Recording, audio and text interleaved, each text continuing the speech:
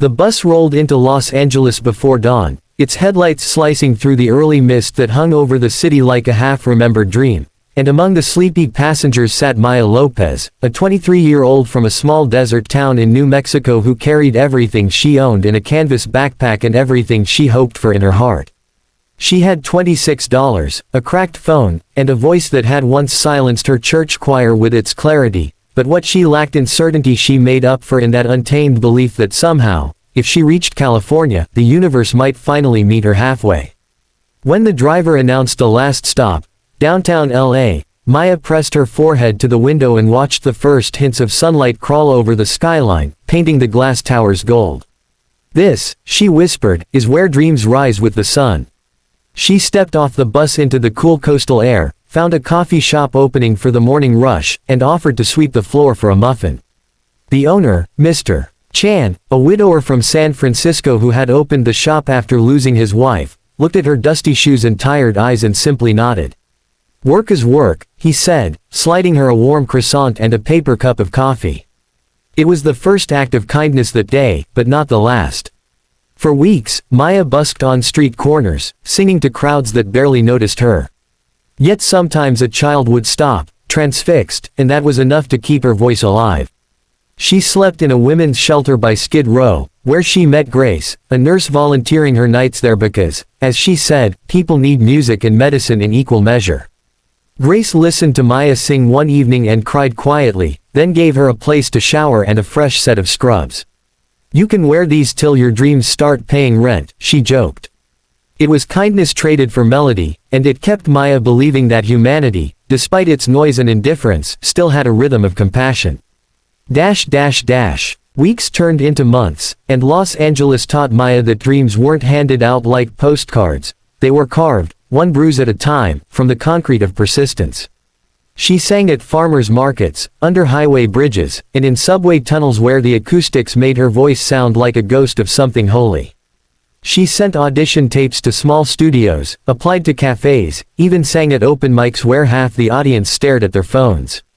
But every time she felt invisible, she reminded herself of something Grace once told her: "The sun doesn't rise for applause, it rises because it must."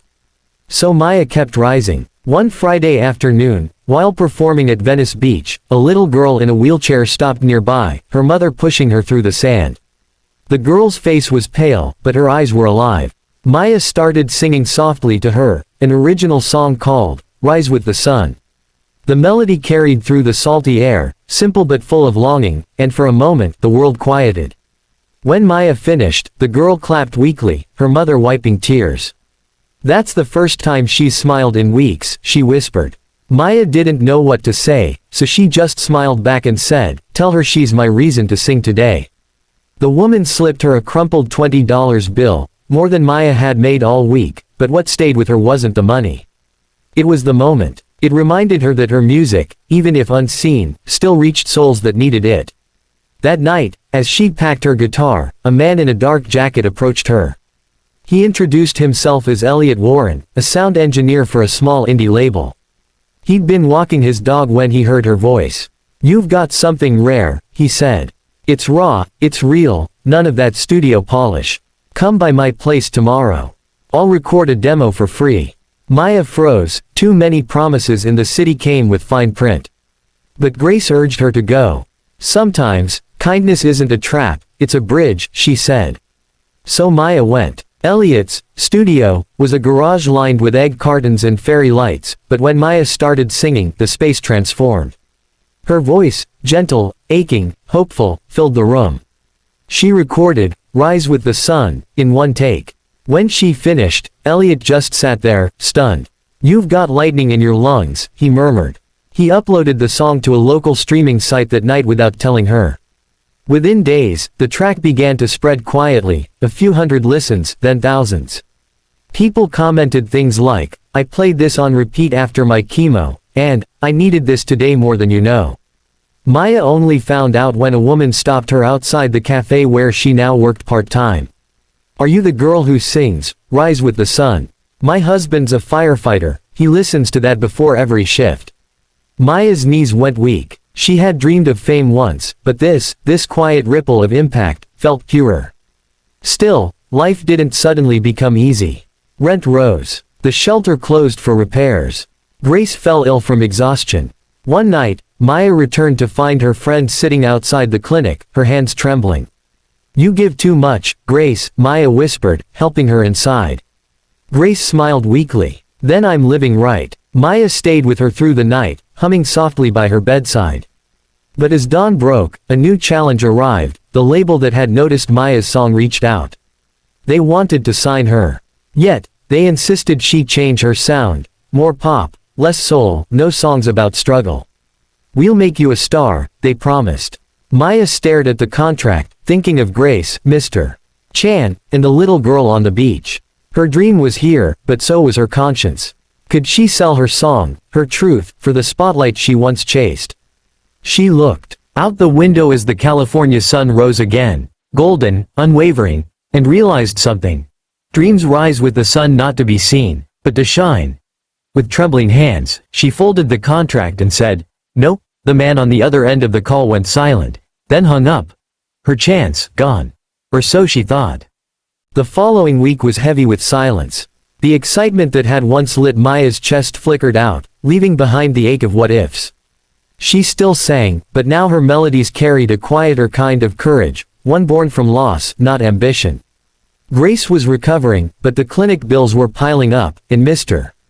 Chan's cafe had suffered from rising rent. The city that had promised dreams now seemed to be swallowing them whole. One evening, Maya stood at the pier, watching the horizon bleed gold into pink. Her guitar case lay open beside her, half empty. For the first time in months, she wondered if she should go home. Maybe California had heard enough of her voice. Maybe the sun wasn't meant to rise for her after all.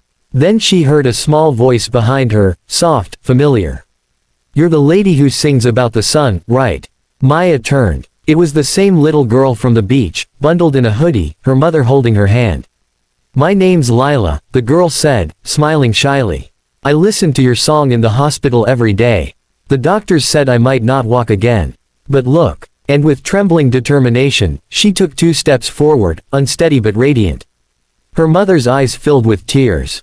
"She wanted to surprise you," she whispered. Your song kept her believing she could. Maya felt her throat tighten.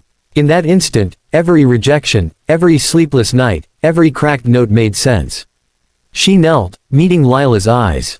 "You did that," Maya said, her voice breaking. "You rose with the sun." Lila giggled and said, "No, we did." They hugged beneath a sky streaked with orange fire. When Maya got home, she found a voicemail from Elliot. "You need to check your messages," he said breathlessly. "A radio host played your song live this morning. People won't stop calling in. They want more. Real stories. Real voices. No label, no filters." By the next week, Rise with the Sun had spread beyond California. Listeners across the country began sharing what the song meant to them. Truckers driving through Nevada at dawn, nurses finishing long night shifts, soldiers overseas waking to another day. Each message reminded Maya that success didn't always shout. Sometimes, it whispered through hearts connected by hope. One morning, she was invited to perform at a benefit concert in San Diego for a children's hospital, the same one where Lila was being treated. She didn't hesitate. On the day of the event, Maya stood backstage, barefoot in a simple white dress Grace had sewn for her. The sea breeze carried the scent of salt and possibility. When her name was called, she stepped into the golden light of the California sun, her guitar glinting softly. Thousands of faces looked up at her, but she wasn't nervous. She saw Grace in the front row, smiling through tears. She saw Mr. Chan holding a sign that read, "Still sweeping, still proud." She saw Lila waving a small sunflower. Maya strummed the first note. The crowd hushed. Her voice floated out, pure and unshaken. "Greater than, when the night feels endless. And the road feels long. Remember the morning. You were born to belong." Each word carried the weight of her journey, the hunger, the doubt, the kindnesses that saved her. And when she sang the chorus, "Rise with the sun, even when you're broken, rise anyway," thousands of voices joined her, strangers united in one pulse of light. For a moment, the world felt small, warm, and whole. After the concert, donations flooded the hospital, enough to fund new therapy rooms for children like Lila. Elliot's small recording went viral again, but this time Maya didn't chase the numbers. Instead, she visited Grace, who was volunteering full-time again, and said, "You once told me people need music and medicine in equal measure. I think you were right." Grace laughed, weak but proud. "Then keep singing, Maya. Keep healing the way you do." Months later, Maya's song was nominated for an Independent Artist Award, not because it was chart-topping, but because it had heart. She walked the red carpet in a borrowed dress, thanked Elliot, Grace, Mr. Chan, and the California sun that rises for everyone. But what mattered most came after the applause. When the cameras turned away, she drove to the beach, barefoot again, guitar slung over her shoulder. The horizon burned gold. She closed her eyes and whispered, "Thank you, not to anyone in particular, but to the land that had broken and built her." The tide rolled in softly, carrying the whispers of the city, its sirens, laughter, and songs, and Maya understood something profound. The sun doesn't choose where to shine, it rises for dreamers, for doubters, for the lost and the found alike. California had not given her the life she expected. It had given her something greater, the reminder that dreams aren't about arriving, they're about becoming. And as she sang one last time to the sea, her voice rising with the wind, the world seemed to listen. The sun dipped below the horizon, only to promise it would return, just as every heart, no matter how weary, finds the strength to rise again. Because here, in this land of endless horizons and second chances, California is where dreams rise with the sun.